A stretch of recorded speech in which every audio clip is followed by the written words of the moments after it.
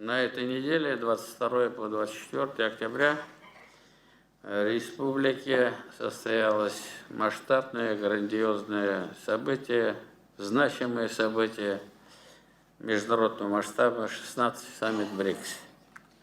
Во время председательства в БРИКС и проведения саммита наша страна, наш президент продемонстрировали коллективному Западу не просто отсутствие изоляции России, но и огромную дипломатическую победу руководства страны во главе с нашим президентом Владимиром Путиным.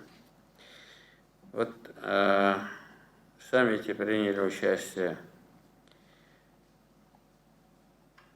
представители 36 стран, но и 24 страны делегации были на уровне глав государств. Руководители 6 международных организаций, включая генерального секретаря Организации Объединенных Наций.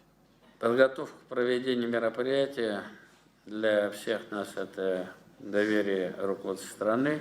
Мы сумели получить это право, но и достойно его реализовать. Со стороны нашего руководителя, президент страны поблагодарил главы государств, которые прибыли делегации, дали высокую оценку нашей работы.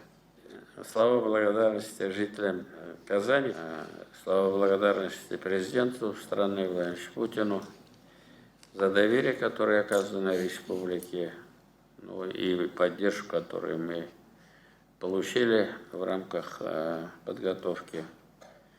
Это большое мероприятие. Еще раз Республика Татарстан показала, что наша команда способна решать самые сложные задачи.